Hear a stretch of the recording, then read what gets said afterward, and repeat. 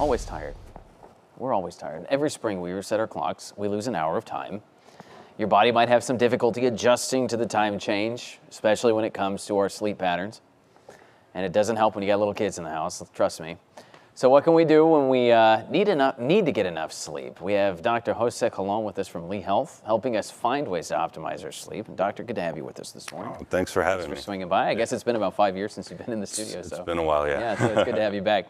You specialize in sleep medicine. Correct. Tell us about what it is that you do and just general information people need to know about your position and what they can do to get the adequate sleep that they need.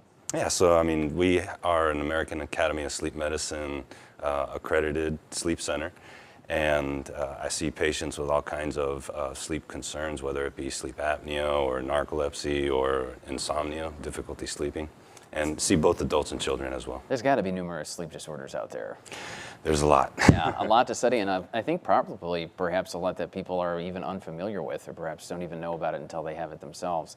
What are some of the common disorders that you see? You mentioned apnea. Yeah, narcolepsy. So sleep apnea is one of the most common, insomnia or difficulty getting the sleep, staying asleep, or poor quality of sleep. Right. We see restless legs, parasomnia, sleepwalking, sleep talking, night terrors, a number of interesting things. So in your profession, what is it that you do to treat those types of disorders? Well, the first thing that we do is we try to identify, Sure. what's going on. I take a history, and then there are some times that we need to get a sleep study.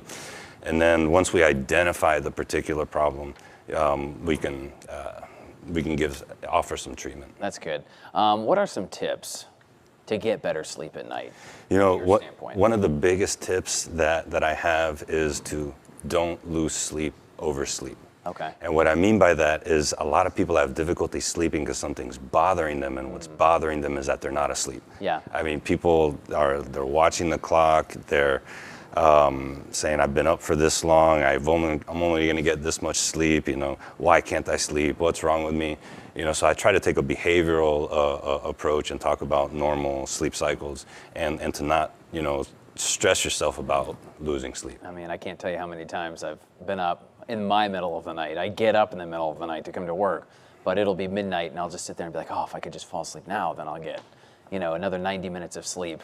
And I'll stress about the sleep itself. Mm-hmm. Talk about the importance of getting enough sleep. If you don't get enough sleep, I mean, it really throws off your entire equilibrium.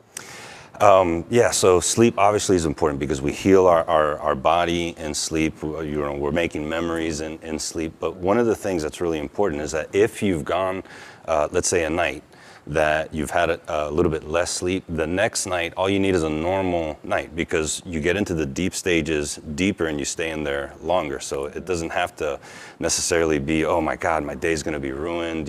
Everyone has gone through a particular time that they've had to adjust accordingly. Do you think napping helps? So napping actually makes it, if someone's having a sleep problem, napping makes it so that they don't sleep well on a regular basis. Okay. I give an analogy. Let's say you're on your way to a restaurant and you eat a sandwich. Mm-hmm. You're not gonna be hungry when you get to the restaurant. Well, just like you need to build an appetite, we need to build a sleep appetite or a sleep drive. And naps can be kind of like sleep sandwiches in that they make it so that you're not able to get to sleep on a timely basis. Right. I'm at the age now where if I nap, it's usually by accident. I'll sit on the couch and then it'll just become one of those things. When does that happen? I don't know. I guess 38 years old is when that really starts to happen. Talk about this time change. We all feel it, the daylight saving stuff. We lose that hour. Do you see more people come in saying that this is bothering them and their sleep patterns? And if so, what are some ways we can kind of get back into a sleep routine? When you're traveling time zones, for example, Sure. and time change, it typically takes about 1 day for every time zone that you change.